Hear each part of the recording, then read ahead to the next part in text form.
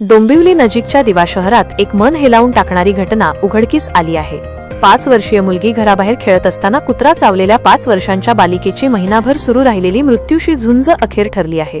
मृत पावलेल्या चिमुकलीचं नाव निशा शिंदे असं नाव असून रविवारी रुग्णालयात उपचारादरम्यान तिचा मृत्यू झाला। घटनेनं परिसरात हळहळ व्यक्त होत आहे।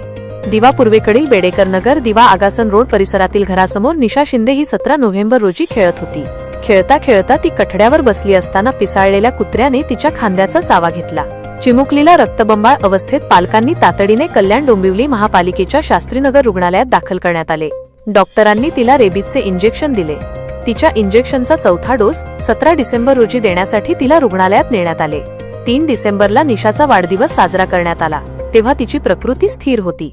मात्र 16 डिसेंबरला उपचाराचे शेवटचे इंजेक्शन दिल्यानंतर तिची प्रकृती अचानक बिघडली।